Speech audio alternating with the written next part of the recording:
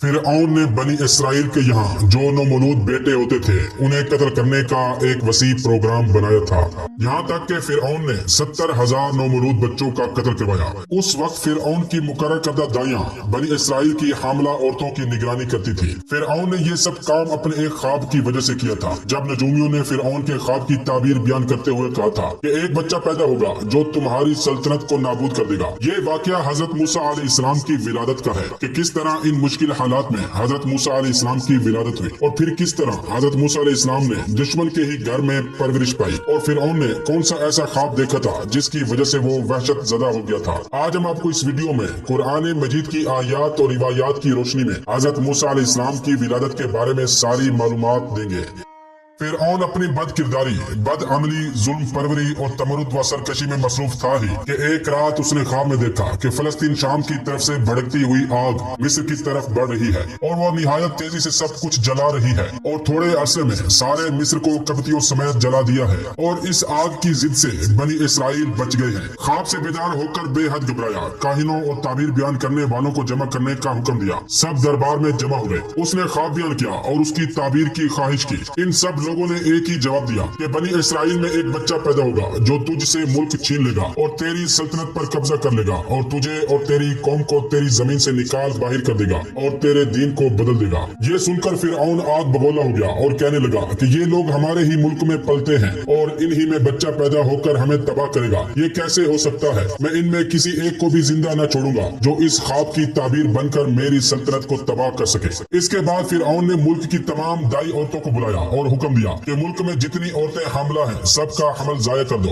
और ख्याल रखो कि कोई हमल तकमील को ना पहुंचने पाए और अगर वो माँ के पेट में पूरे दिन गुजार भी ले तो उसे जिंदा पैदा ना होने दो। हुक्म पाते ही दाइयों ने काम शुरू कर दिया और फिरऔन ने बहुत से संग दिलों को बुलाकर हुक्म दिया कि इस वक्त जितने बच्चे हैं उनको कत्ल कर दिया जाए। चुनाचे तेजी से काम शुरू हो गया। बनी इसराइल के बच्चे ज़िबा किए जाने लगे। यहाँ तक के हजरत मूसा अलैहिस्सलाम के पैदा होने से पहले 70,000 बच्चे कत्ल किए गए। हुक्म फिरऔन से बनी इसराइल के बच्चों का कत्ल आम जारी रहा यहाँ तक के 5 साल गुजर गए। इसी दौरान में बनी इसराइल में ताउन फैल गया और बेशुमार अफराद ताउन की वजह से मर गए। ये देखकर मिस्र के चंद असल कप्ती बाशिंदे फिरऔन के पास गए और कहने लगे कि बनी इसराइल के बच्चों का कत्ले आम एक तरफ जारी है और दूसरी जानिब ताउन की तबाहकारी फरोग पा रही है। अंदेशा है कि नस्ल बनी इसराइल बिल्कुल मुनक़ते हो जाएगी और इसका नतीजा ये होगा कि मुल्क का निजाम दरम बरम हो जाएगा और हमारे तमाम चलते हुए काम बंद हो जाएंगे। फिरऔन ने इनकी बात पर गौर किया और इसे माकूल ख्याल करके काबिला दाइयों को हुक्म दिया कि मुसलसल बच्चों को कत्ल न करें और हमल जाया न करें बल्कि एक साल अपना अमल जारी रखें और दूसरे साल बंद कर दें। चुनाचे इसी तरह किया जाने लगा। इन दिनों में हजरत मूसा अलैहिस्सलाम रहम मादर में आ गए और हजरत मूसा अलैहिस्सलाम की वालिदा हमल के इब्तिदाई दिनों में थी। तफसीर अली इब्राहिम में है कि हजरत मूसा अलैहिस्सलाम का हमल किसी तरह जाहिर न हुआ। बिल आखिर वो वक्त आ गया कि आप बतने मादर से आगोशे मादर में तशरीफ लाए। बे रिवायत रोज़तुस सफा जिस साल बच्चों का कत्ल बंद था उस साल हजरत हारून अलैहिस्सलाम पैदा हुए और जिस साल कत्ल जारी था उस साल हजरत मूसा अलैहिस्सलाम पैदा हुए। आपके बतने मादर में क़याम और आपकी विलादत में खुदावंदे आलम का खास करम शामिल था। जब नजूमियों ने फिरऔन को कहा कि बच्चा पैदा हो गया है तो फिरऔन सख्त गुस्से में आ गया। फिरऔन के सिपाहियों ने घर घर में जाकर तलाशी शुरू कर दी। हजरत मूसा अलैहिस्सलाम की वालिदा खौफे फिरऔन से कांपने लगी। ख्याल हुआ कि अभी लोग आ जाएंगे और बच्चे को भी कत्ल करेंगे और मुझे भी तबाह कर डालेंगे। खुदावंदे आलम ने दिल को मजबूत कर दिया। घबराहट दूर हो गई मगर ये फिक्र लाहक हो गई कि अब क्या करें। आपकी हालत देखकर कप्ती दाई ने पूछा कि क्यों घबरा रही हो? कहा खौफे फिरऔन से। दाई ने जवाब दिया नहीं घबराओ, मैं किसी से ना कहूंगी लेकिन तुम इसकी हिफाजत का बंदोबस्त करो। हजरत मूसा अलैहिस्सलाम की वालिदा निहायत पोशीदगी के साथ हजरत मूसा अलैहिस्सलाम की हिफाजत करती रही और इसी फिक्र में थी कि इसे क्यों कर बचा लूं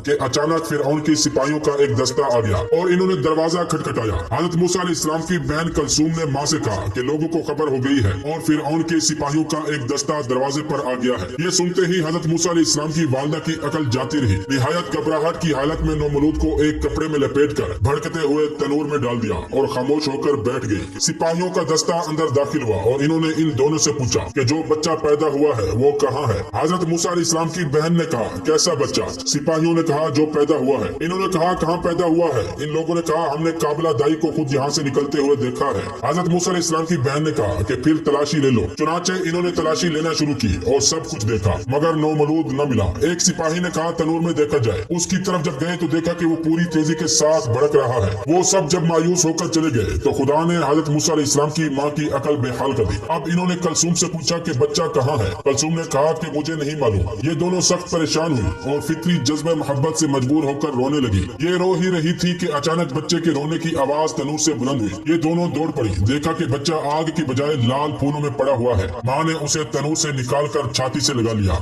मादर मूसा फर्जंद की हिफाजत तो पूरे तौर पर ही कर रही थी, लेकिन जाहिर है कि हालात की रोशनी में वो इस अमर का यकीन रखती रही होंगी कि आज नहीं तो कल मेरा बच्चा भी दीगर बच्चों की तरह ज़िबा कर दिया जाएगा। इसी वजह से सख्त परेशान और हैरान थी कि खुदावंद आलम ने उनके दिल में ये बात डाल दी कि वो इस बच्चे को दरिया नील की मौजों के सुपुर्द कर दे। कुरान मजीद की सूरह किसस आयत नंबर 7 में इरशाद होता है, हमने मूसा अलैहिस्सलाम की माँ की तरफ वही की कि इसे दूध पिला और जब तुझे इसके बारे में कुछ खौफ पैदा हो तो इसे दरिया में डाल देना और डरना नहीं और ना गमगीन होना, क्योंकि हम इसे तेरे पास लौटा देंगे और इसे रसूलों में से करार देंगे। चुनाचे वो इसी अज़्म से एक नज्जार से मिली जिसका नाम हुज़कील बिन सबूत था और उसे कहा कि एक ताबूत बना दो। उसने पूछा ताबूत क्या करोगी? बेरिवायत अल जज़ायरी इन्होंने कहा एक लड़का पैदा हुआ है, उसे इसमें छुपाऊंगी। इन्होंने झूठ कहना पसंद न करके इस राज को बयान कर दिया। नज्जार अपने घर से निकला और सीधा जल्लादों के पास पहुंच गया जो बनी इसराइल के बच्चों को कत्ल किया करते थे। नज्जार जब उन लोगों के पास गया तो गूंगा बहरा हो गया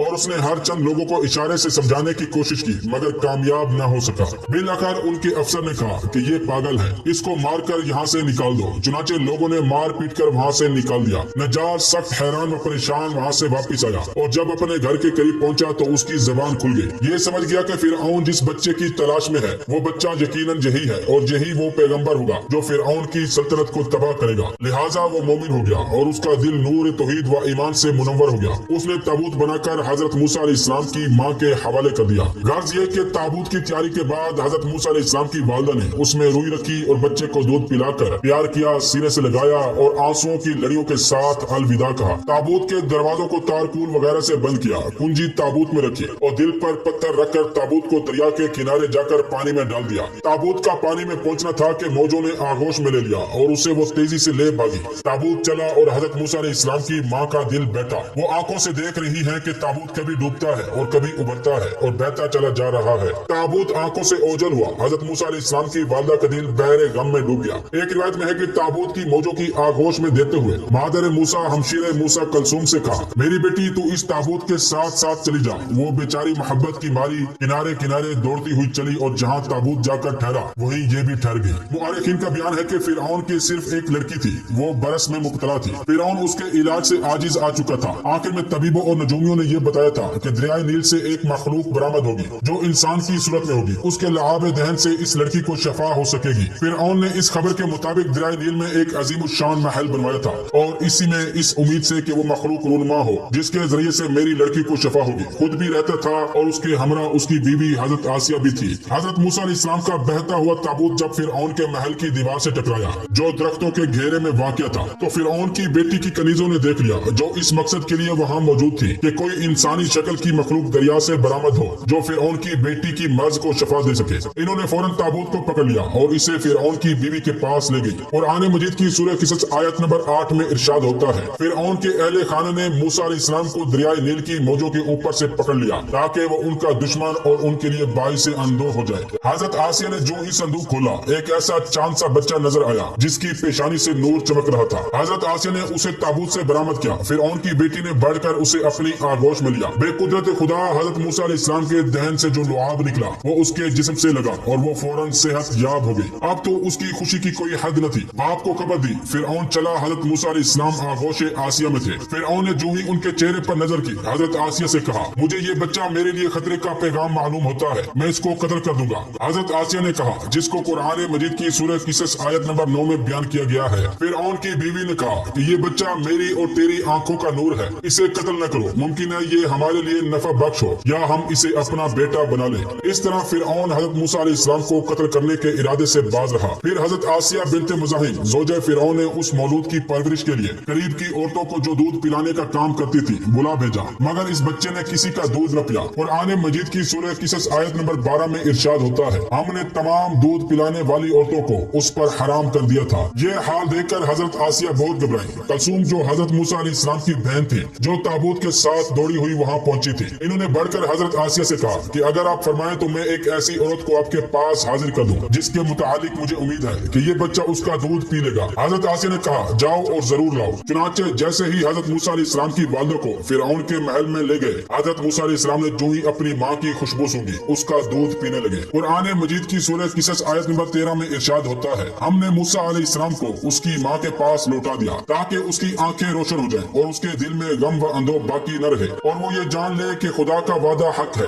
اگرچہ اکثر لوگ یہ نہیں جانتے۔ پھر حضرت موسیٰ علیہ السلام کو پورے طور سے ماں کے سپرد کر دیا تھا کہ وہ اسے گھر لے جائے اور دودھ پلایا کرے اور دوران رضاعت روزانہ یا کبھی کبھی بچے کو محل میں لایا کرے تاکہ ملکہ مصر اسے دیکھ لیا کرے۔ ایک دفعہ حضرت موسیٰ علیہ السلام کی والدہ حضرت موسیٰ علیہ السلام کو جب حضرت آسیہ کے پاس لائی تو جناب آسیہ نے انہیں کندھے پر بٹھا کر فرعون کے پاس لے گئی۔ فرعون نے انہیں اپنی آغوش میں لے لیا۔ اس وقت حضرت موسیٰ علیہ السلام کی عمر 1 سال کی ہو چکی تھی۔ حضرت موسیٰ علیہ السلام نے اپنا ہاتھ بلند کر کے فرعون کی داڑھی نوچ لی۔ کئی بال حضرت موسیٰ علیہ السلام کے ہاتھ میں آ گئے اور حضرت موسیٰ علیہ السلام ہنس پڑے۔ فرعون کو غصہ آ گیا، اس نے حضرت موسیٰ علیہ السلام کو قتل کر دینے کا عزم کیا۔ جناب آسیہ کہنے لگی، اے فرعون، بچوں کی حرکتیں ناقابل اعتنا ہوتی ہیں، اوکلا اس پر کبھی اثر نہیں لیتے، نہ اسے قابل انتقام سمجھتے ہیں۔ فرعون نے کہا کہ میرا فیصلہ اٹل ہے۔ جناب آسیہ نے کہا، یہ تو کوئی عقل مندی والی بات نہیں ہے، میری رائے یہ ہے کہ اس کا امتحان لو۔ اگر یہ ثابت ہو جائے کہ اس چھوٹے بچے میں جس کی عقل کسی طرح سے پختہ نہیں کہی جا سکتی عمدن یہ کام کیا ہے تو بے شک اسے پہلی فرصت میں قتل کرا دو، اور اگر اس نے نادانستگی میں بے تقاضۂ طفلی ایسا کیا ہے تو درگزر کر دو۔ فرعون نے یہ بات مان لی۔